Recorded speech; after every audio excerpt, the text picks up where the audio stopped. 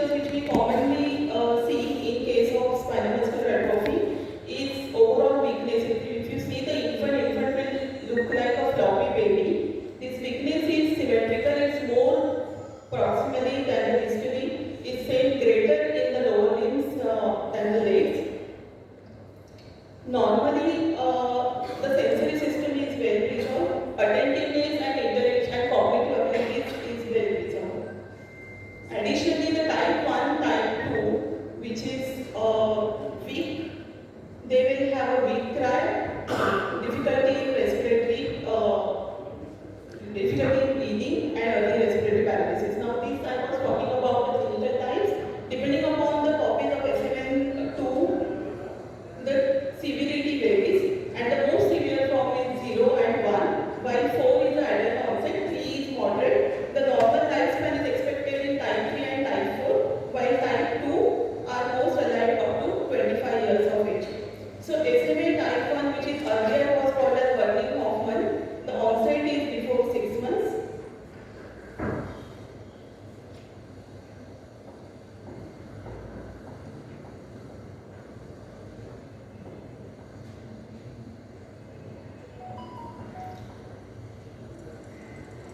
So if you see the first baby is type 1 baby, is an infant.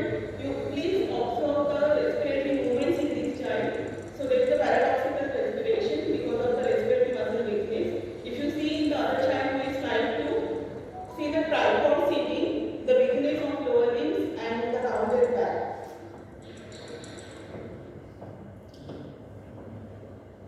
Type 3, usually the onset is late, that is 2 years, around 2 years. Difficulty in walking with waggling gait, lumbar lordosis, they have trouble in climbing the stairs. And type 4 is an adult onset, where they have the distal weakness which is more, but otherwise they are able to do their regular activities. The survival is normal. Other comorbidities that we see in SMA is mainly the kyphosis, lordotic pelvic obliquity. This is all because of the low muscle tone. Chronic respiratory failure. Some cases may have congenital heart diseases like ASD, VSD, and hypoplastic left heart. There will be some endocrine abnormalities like fasting hyperglycemia or hyperglucogonemia. This may lead to excessive weight gain, and some children may also have the growth failure. So when we order investigation to confirm our diagnosis, there are two common type of investigations which are ordered. One is Mgmpaicon and second is PCR. Very commonly children come with the PCR report. If you see the report which is seen on the right side, that's a PCR which mention about the deletion of SMN1 gene, while SMN2 it is mentioned as present, but it's very difficult to interpret whether how many copy number variations are there. So we always advise that you should ask for a Mgmpaicon. Mgmpaicon will give a detail about SMN1 and SMN2, how many copy numbers are there, which help us in classifying the children, as well as this is mandatory when we try to enroll these children in multiple patient support activities. So coming to the disease-modifying drugs, there are 3 important drugs currently available. Nusinersen, which is also commonly called as Spinraza, Risdiplam, which is called as Everesting, and onasemnogene abiparvovec, that is the gene therapy, which is also called as Zolgensma, or it is also sometimes called as a Zolgen SMA. So these disease-modifying therapies are now marketed by various companies. The Risdiplam is marketed by Roche, Nusinersen is marketed by Biogen, and onasemnogene is marketed by the Novartis.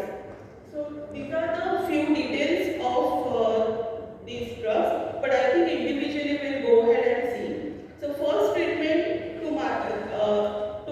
get marketed in the world as well as in India is Nusinersen. This drug has FDA licensing in over 50 countries. There is a broad indication. This can be used from neonatal period to up to 12 years in all types, that is type 1, 2, and 3 SMA. It is an intrathecal injection.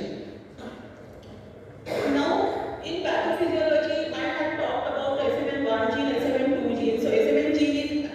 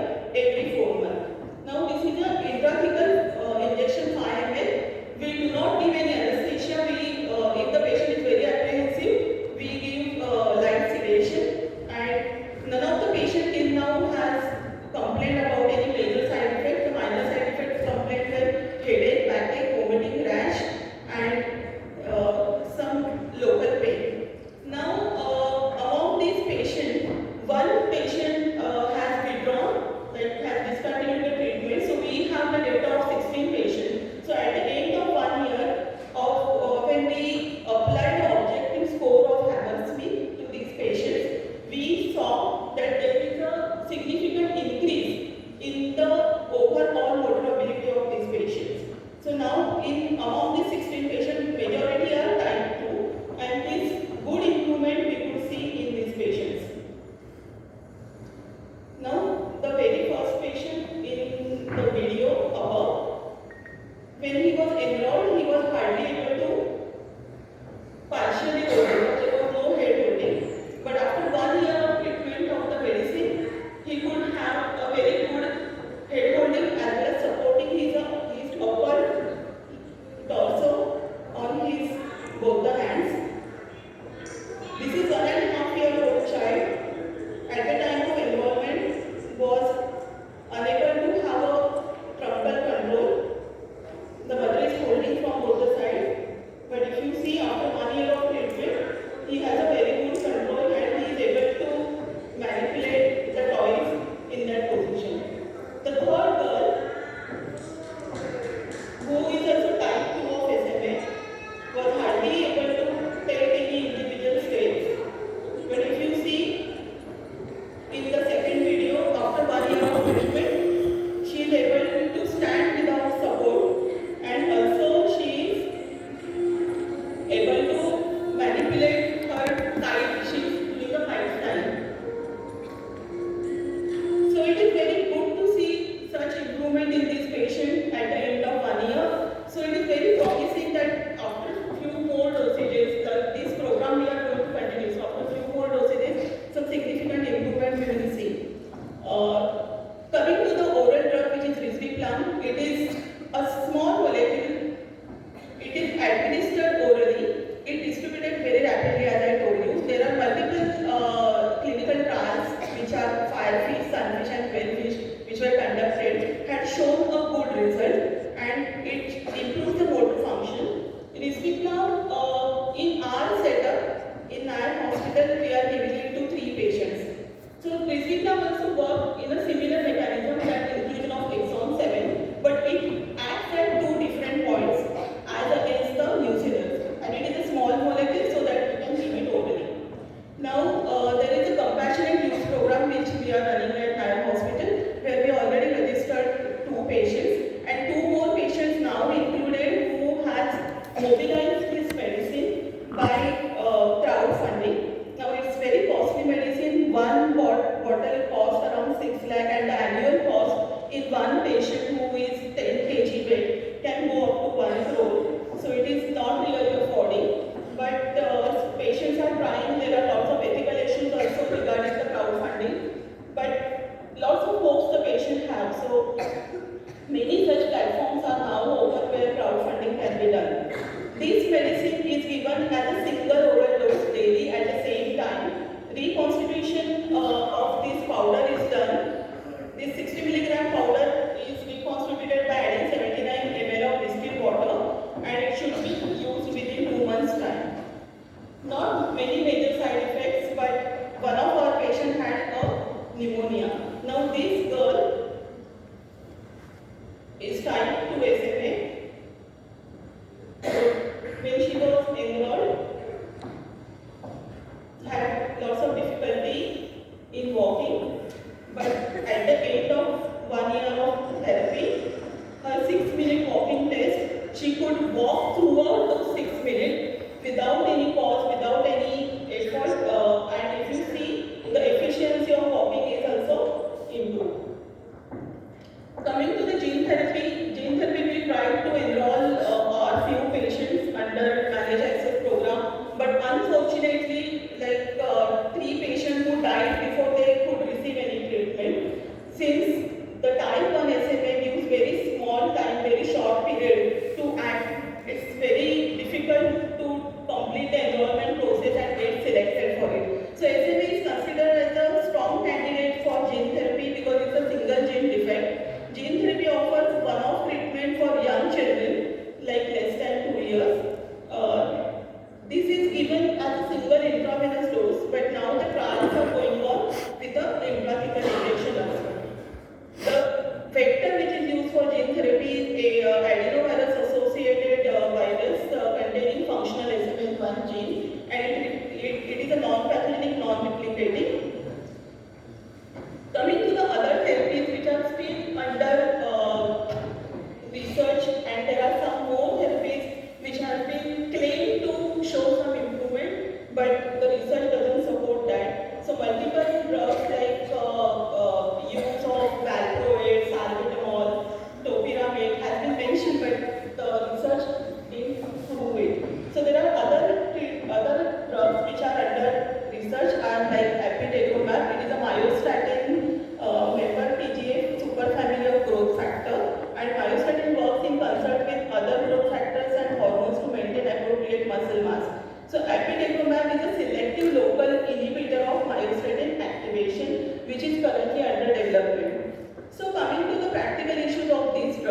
everybody has a question which drug to use when.